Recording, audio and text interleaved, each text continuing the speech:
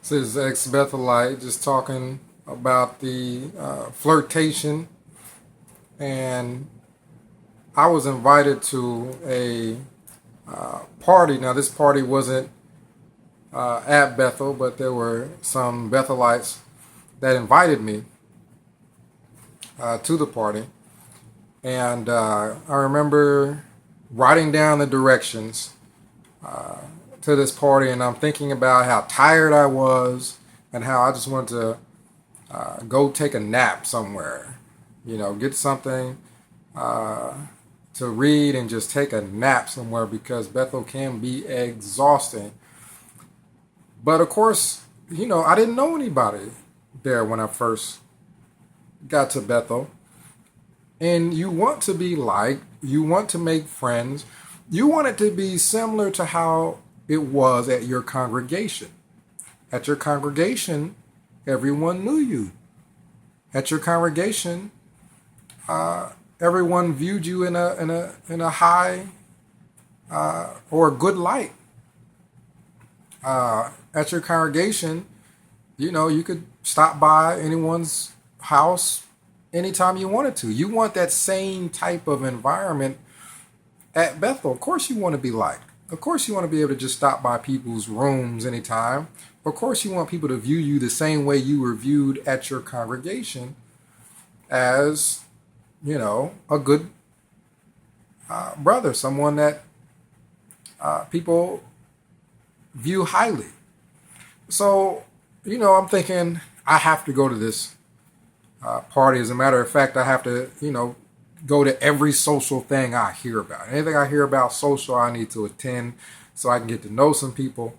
And I'm going to this party. I'm driving to this party, and you guys comment down below. You let me know what is the difference between this party and a worldly party. Now, keep in mind, before coming to Bethel, I didn't go to many parties. I mean, we had some gatherings, and we would just play some games and talk, and that's pretty much it.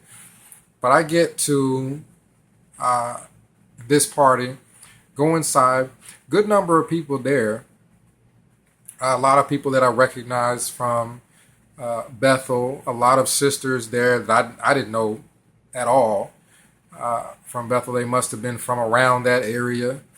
And there was quite a bit of alcohol there. I remember, people just obviously intoxicated.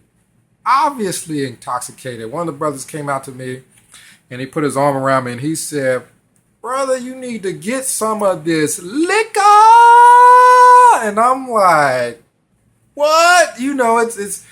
I mean, he is being silly, and he's like, "We got some liquor," and his voice was about as high pitched as you could imagine. I mean, he didn't always talk like that. He was being silly because he had too much to drink. So I'm, next to this guy, and I'm thinking, I'm sure obviously everybody knows he's intoxicated, but then I go to find out that half the people there are intoxicated. Now, I'll just tell you what I saw. I'll just flat out tell you.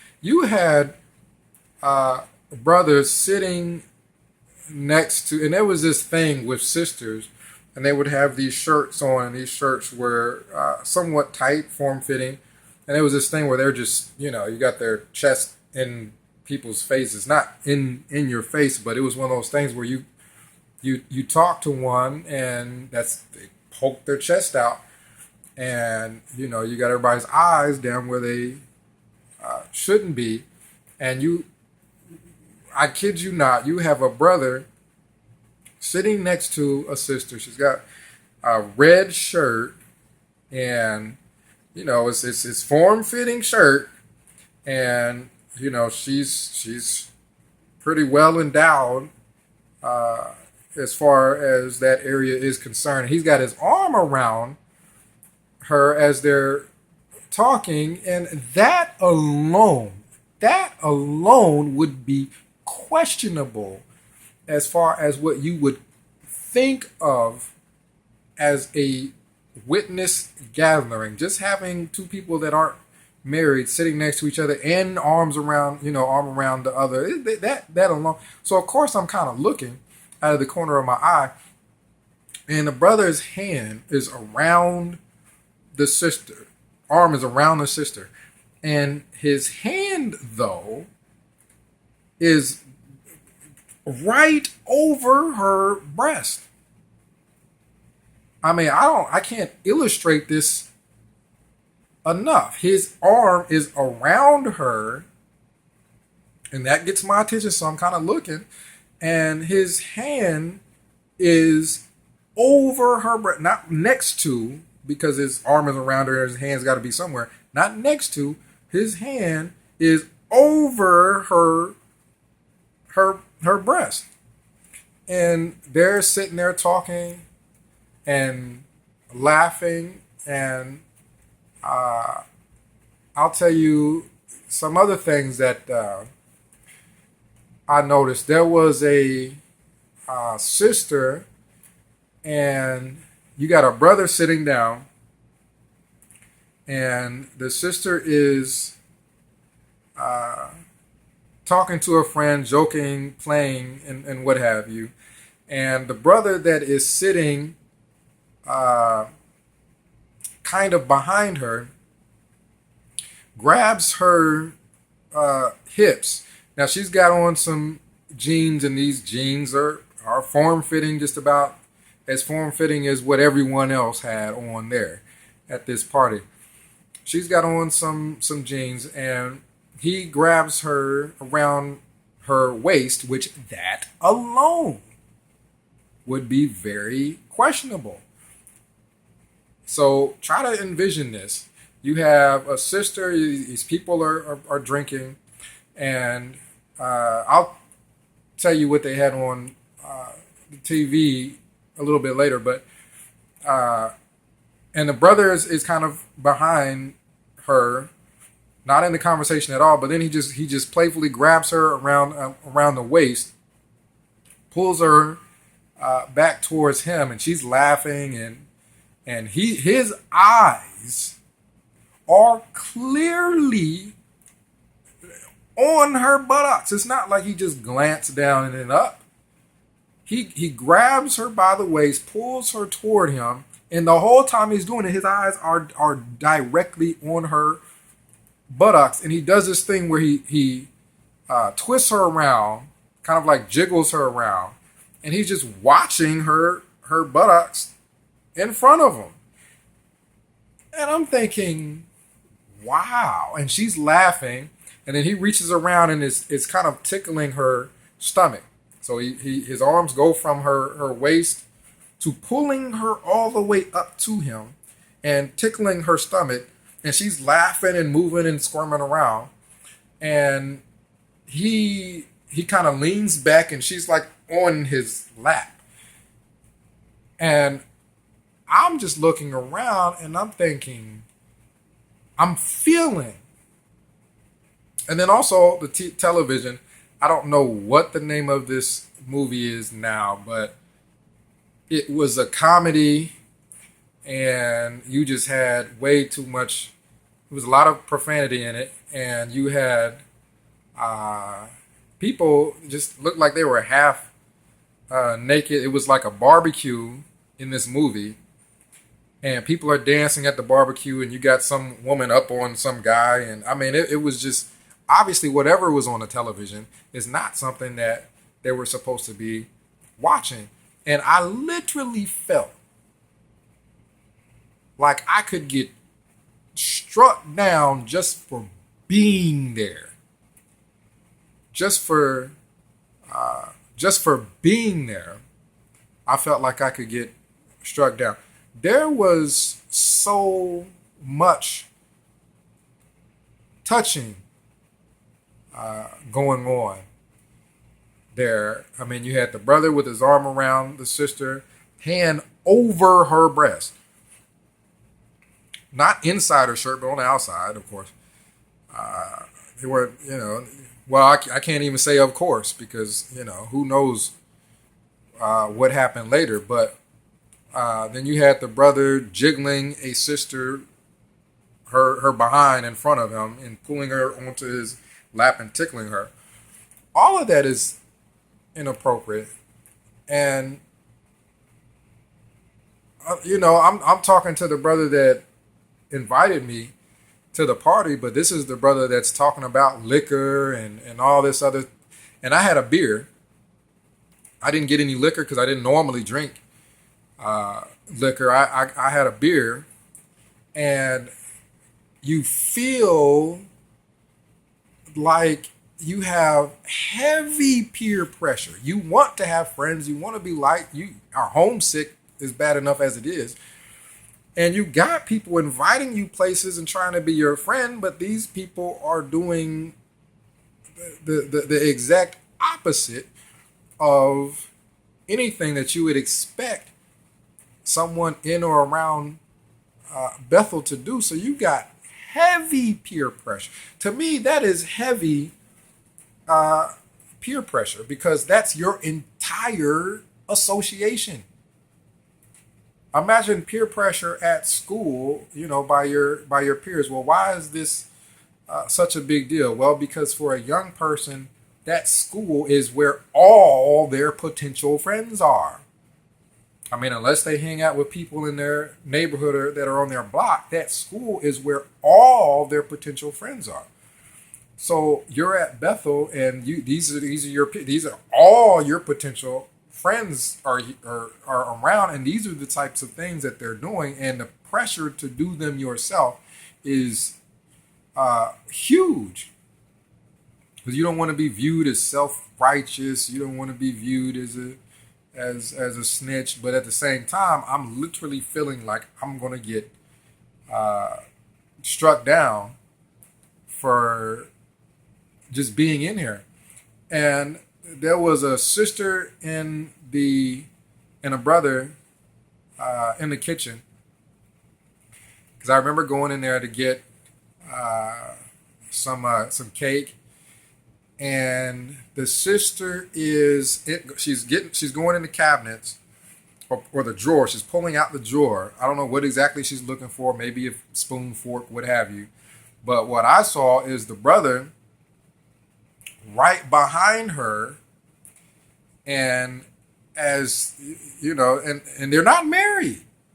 They're not married. And as she's opening the drawers, he's behind her, and he walks up all the way up behind her to where his front area, his crotch is directly on her buttocks as she's been she's kind of pulling the drawer and bent over a little bit, and he comes right up on her like that, and I'm just shocked. I'm just shocked. And there isn't a point where you get to the point where you're just no longer shocked anymore. Because in the previous video, I was talking about the flirtation at Bethel with regards to some of the married women and the single Bethelites that come in. And yes, you see things like that. And then you go to this party, and it's not just something that you're accustomed to. I'm still praying, to myself, thinking, the cognitive dissonance is so strong. You see it right in front of you, or at least I saw it right in front of me. Bethel is supposed to be this. The reality is this. Now, let me explain what the cognitive dissonance was for me, or how my brain literally fought against reality because it didn't like the reality that it was seeing. In my mind, no one told me this or anything, but that's just the inspiration, the strong feeling that came upon me was that Jehovah was purposefully putting me in situations at Bethel where I was seeing these things because he was at some point going to put me in a situation where I could help fix it.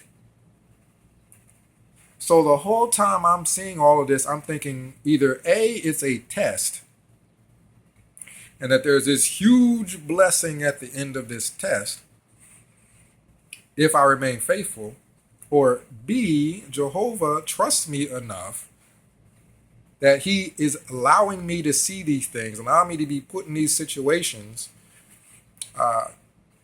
but he trusts me enough to get through it and to, with the knowledge that I have of what's going on at Bethel, to fix it. So that is how cognitive dissonance, or your mind fights reality so that you still hold on to the beliefs. Yeah, I see this stuff right in front of my face, but Jehovah's going to fix it because he's going to use me to bring these things to light. And then, of course, I'm totally shocked when I do bring these things to light, and by telling people about it, and they turn on you for telling them about those things. And of course, I've talked to Bethel elders before I talk to anyone else. But, the only thing that happens is you then become known. You tell a Bethel elder, it's supposed to be confidential. Somehow it gets out that you told him. And now you are a target because now you are a snitch. And not only that, but the people that you told were involved in all these things. Well, nothing happens to them.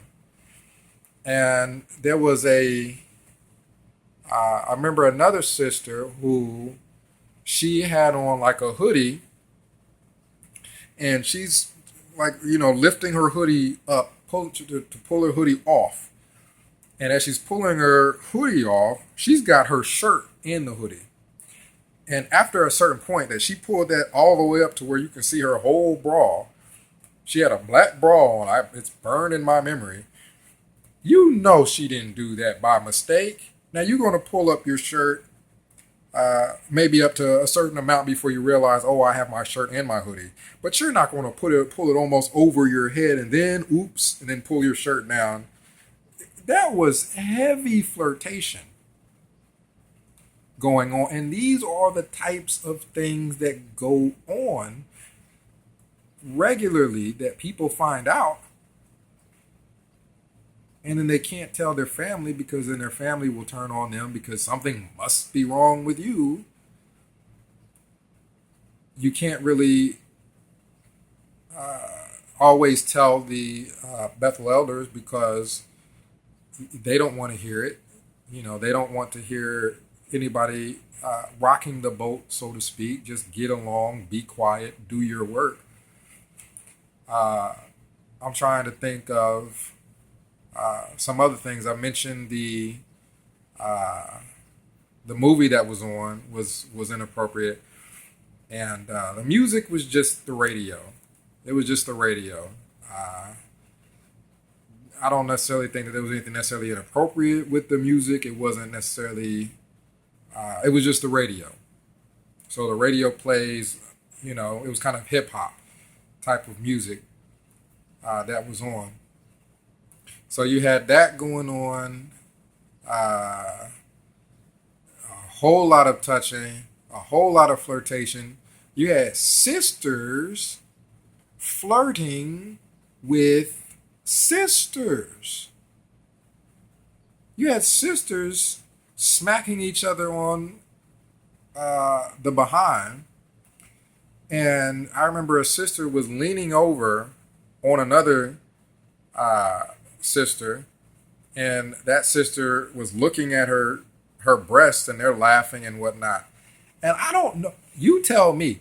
Comment down below. You tell me, how is this party any better than a quote unquote worldly party? And if it's no different, why then are people outside the organization being labeled anything? If they're the same, why are people outside the organization being labeled worldly? there was so much going on. There was a brother that had grabbed a sister by the belt loops and was pulling up her pants to the point where making her buttocks jiggle basically. And he's back there, and he, you know, she's laughing and pushing him off, and he actually rubs his hand down there right on her buttocks. And I'm in there. My mind is on Pluto basically. My mind is a million miles away, thinking, "Oh, Jehovah wants me to see this so that I can help fix or report it." But how do you fix that? If Jehovah is leading that organization with his spirit, those types of people would not be in those positions to begin with. If these people are spirit appointed, they're either spirit appointed or they're not. There wasn't anybody there from Bethel that wasn't at least a ministerial servant, because you get reappointed pretty quickly when you get to Bethel, or at least I did. I got reappointed when I got to East Poughkeepsie before I got to know the brothers in the congregation. I was a servant, and I've got the mic, and they're calling on people, and I don't know the people by name. If they didn't hold their hand up so that I could find them, I wouldn't know who they were. You get reappointed pretty quickly, so I seriously doubt anyone there wasn't appointed, and they're doing all this. So, again, if this is Jehovah's organization, for it to be his organization, he would have to be in control of it, at least to the point of appointing people in positions through Holy Spirit. These people were either appointed by Holy Spirit or they weren't. There isn't any other way around it. It's either yes, they were, and if they were, explain all of this as to why Jehovah would be appointing people who don't qualify to positions in the organization, because then he would be at fault for what was going on, or he didn't appoint them. And if he's not communicating with anyone in the organization directly, he's not even involved in the appointing of elders and servants and Bethelites, in what way is he connected to that particular organization? It can't be doctrinally, because doctrinally they have had to make a million different changes because what they were teaching at one point was wrong. So it can't be just because, well, they're nice people, they're sincere people. There are sincere people everywhere. So you have people that probably, this is my opinion, probably left a very controlling environment at home. They're young, they get away from their parents finally at Bethel, and then they just go wild. But oftentimes, these are the types of people that stay, the people who try to hold to scriptural standards and fight against that. Well, then those are the people rocking the boat. Those are the people that get targeted. Those are the people that end up having to leave many times. And it's really sad that you have people donating money to an organization that they think is using this money to help people all around the world,